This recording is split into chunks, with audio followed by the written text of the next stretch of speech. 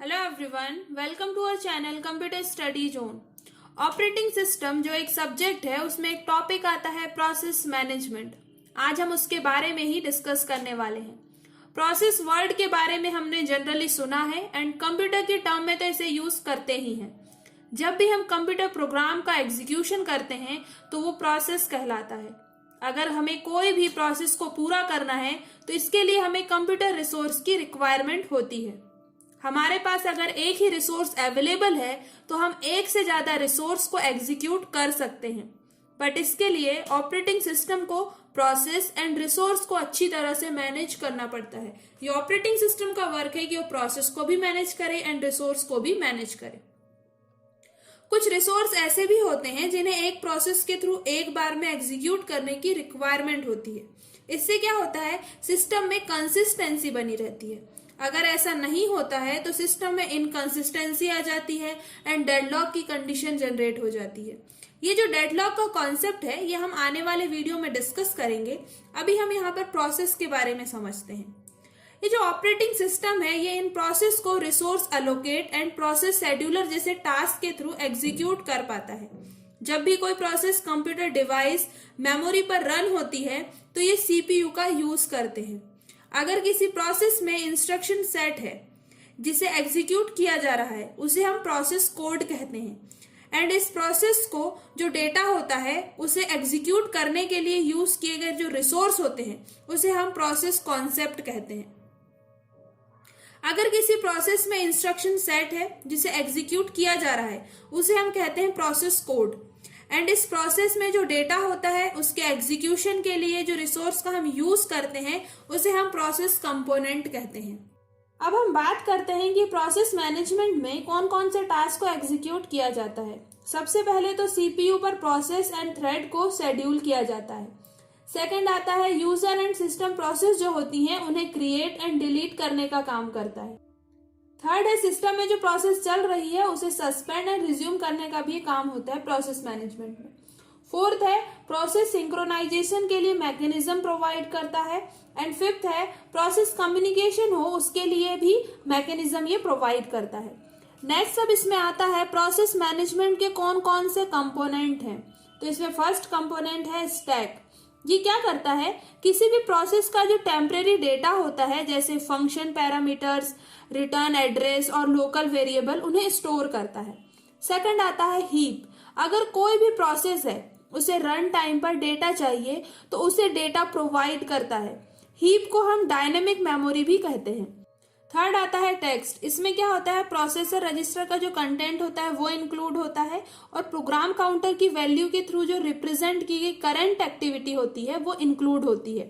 Fourth आता है data. इसमें ग्लोबल और स्टैटिक वेरिएबल होते हैं जो इंक्लूड होते हैं। अब इसके बाद आता है कि एक ही प्रोसेस की कौन कौन सी स्टेट होती हैं।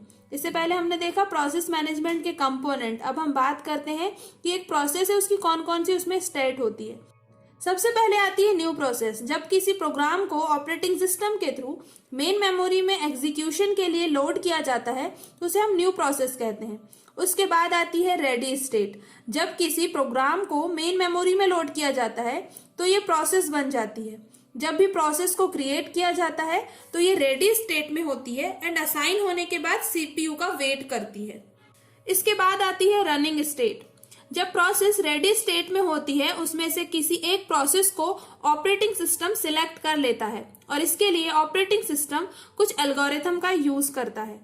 प्रोसेस सिलेक्ट होने के बाद रनिंग स्टेट में आ जाती है। इसके बाद आती है ब्लॉक या वेट स्टेट।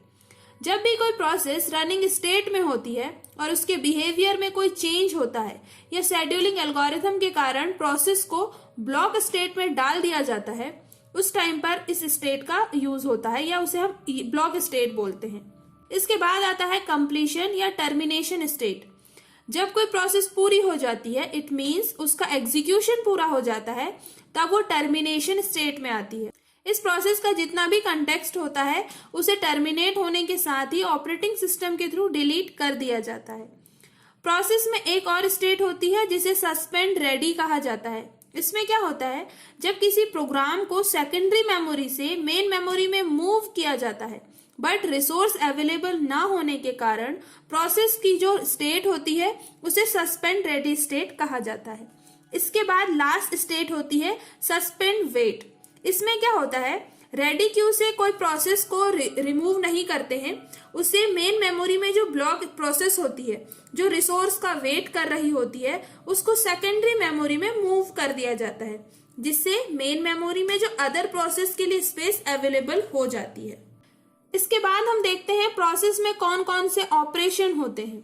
सबसे पहला है क्रिएशन। जब कोई प्रोसेस क्रिएट होती है तो ये रेडी क्यू में मूव की जाती है एंड एग्जीक्यूशन के लिए रेडी हो जाती है। सेकंड है शेड्यूलिंग। किसी प्रोसेस को रेडी क्यू में मूव किया जाता है बट यहाँ पर ऑलरेडी प्रोसेस अवेलेबल होती हैं एग्जीक्यूशन के लिए। ऑपरेटिंग सिस्टम जो होता है इसमें से कोई एक प्रोसेस को सिलेक्ट करता है जिसे हम शेड्यूलिंग कहते हैं। थर्ड है एग्जीक्यूशन।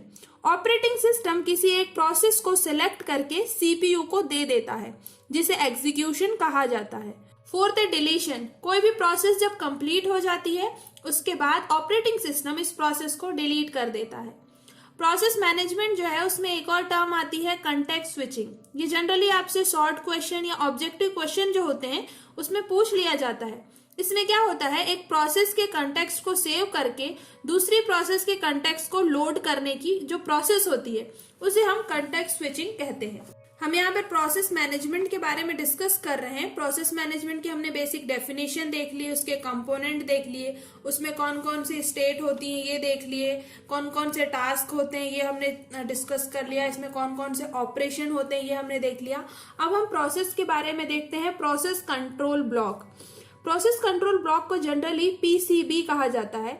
ये एक डेटा स्ट्रक्चर होता है जिसे सभी प्रोसेस के लिए ऑपरेटिंग सिस्टम के थ्रू मेंटेन किया जाता है। प्रोसेस कंट्रोल ब्लॉक को इंटीजर प्रोसेस आईडी के थ्रू आइडेंटिफाई किया जाता है एंड किसी भी प्रोसेस को ट्रैक करने के लिए सभी इंफॉर्मेशन को मेंटेन रखता है ये, जिसमें फर्स्ट जो है प्रोसेस स्टेट जो किसी भी प्रोसेस की करंट सिचुएशन बताता है। सेकंड है प्रोसेस प्रिविलेज। किसी सिस्टम रिसोर्स के एक्सेस को अलाउ एंड डिस अलाउ करने के लिए इसकी रिक्वायरमेंट होती है। थर्ड है प्रोसेस आईडी। ये ऑपरेटिंग सिस्टम में प्रेजेंट सभी प्रोसेस की यूनिक आइडेंटिटी होती है। फोर्थ आता है पॉइंटर। प्रीवियस जो प्रोसेस है या नेक्स्ट जो प्रोसेस होती है उसे पॉइंट करना हो तब हम इसका यूज करते हैं। फिफ्थ है प्रोग्राम काउंटर। प्रोग्राम काउंटर ये बताता है कि जो प्रोसेस एग्जीक्यूट होने वाली है उसके नेक्स्ट इंस्ट्रक्शन के एड्रेस का पॉइंटर होता है ये। सिक्स है सीपीयू रजिस्टर। इसमें प्रोसेस को रनिंग स्टेट में एग्जीक्यूशन के लिए स्टोर किया जाता है। सेवंथ है सीपीयू शेड्यूलिंग इंफॉर्मेशन। इसमें किसी भी प्रोसेस को शेड्यूल करने के लिए रिक्वायर्ड इंफॉर्मेशन स्टोर रहती है। एट्थ है मेमोरी मैनेजमेंट इंफॉर्मेशन। इसमें page table, memory limits and segment table जैसी इंफॉर्मेशन स्टोर होती है। नाइन्थ है अकाउंटिंग इंफॉर्मेशन। इसमें किसी प्रोसेस के एग्जीक्यूशन के लिए सीपीयू के थ्रू यूज होने वाले amount, time, limits and execution ID की इंफॉर्मेशन स्टोर होती है। 10th है इनपुट आउटपुट स्टेटस इंफॉर्मेशन। किसी प्रोसेस को अगर इनपुट आउटपुट डिवाइस अलोकेट की गई है तो उसकी लिस्ट यहाँ पर प्रेजेंट होती है। आई होप कि प्रोसेस मैनेजमेंट के बारे में, प्रोसेस कंट्रोल ब्लॉक के बारे में आपको अच्छे से समझ आया होगा। और वीडियो अच्छा लगा है तो इसे लाइक करना और चैनल को अभी तक सब्सक्राइब नहीं किया तो जल्दी से चैनल को सब्सक्राइब करना।